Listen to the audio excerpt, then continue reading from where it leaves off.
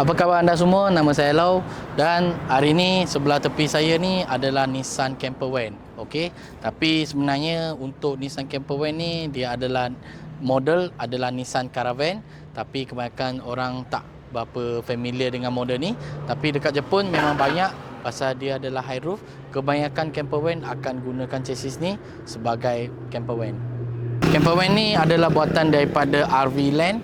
So RV Land dia adalah satu factory daripada Jepun yang memang spesialis ambil chassis dan buatkan motorhome. So untuk campervan ni daripada asas memang adalah campervan dan bukan dimodifikasi oleh pada persendian.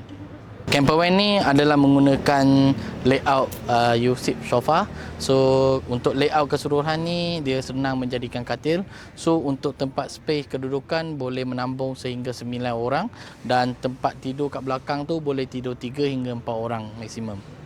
Side awning Omister 3 meter adalah sesuai untuk campervan. Okey, ni adalah salah satu orang saiz yang boleh duduk. So 1, 2, 3, 4, 5, 6, 7. So kat belakang ni kita boleh duduk 7 orang, kat depan boleh duduk 2. So keseluruhan ni boleh duduk 9 orang. Datang sekali dengan dining table ni. So bolehlah kita boleh makan-makan dekat sini. So sama-sama kita boleh menggunakan meja ni. Dan meja ni boleh letak dan kita boleh dikeluarkan juga. Okey, sekarang kita jadikan katil. Yang senang sekali kita bukakan meja ni. Okey. Meja ni pusing dan boleh keluarkan.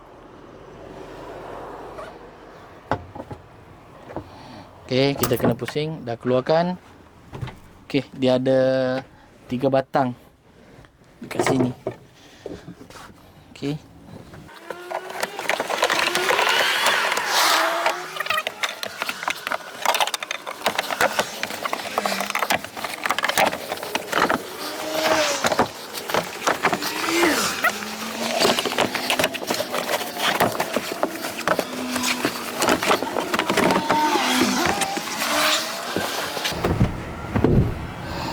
Okey, ni adalah keseluruhan katil dia.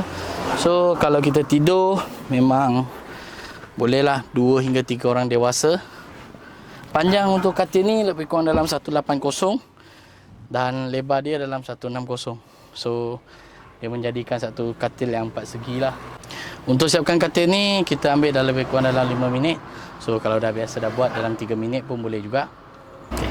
Dah tempat sini untuk storage simpan bateri kat belakang. So adalah sikit storage yang dekat tepi sini sebelah kiri kanan. So senang kita kalau nak tidur dengan selesa, campervan ni sangat-sangat sesuai. Untuk kat belakang tu ada lagi satu sinki yang kecil. So bolehlah sama ada nak bercuci brush gigi, lepas tu nak tidur dengan katil yang selesa, campervan ni layout ni agak sesuai. Okay, untuk akhir sekali ini adalah Nissan Caravan. Model dia adalah bernama Caravan dan untuk dekat kita sini kita panggilkan campervan. So cc 2400, menggunakan petrol dan tahun dia adalah 2003. Untuk harga jualan kita adalah letak 68,000. So kalau anda berminat anda boleh datang kat showroom kita yang berdekat dekat Bandar Bukit Raja. Sekian untuk video kali ini. Kalau anda berminat ada sebarang komen boleh komen di bawah atau boleh kontak dengan kita terus.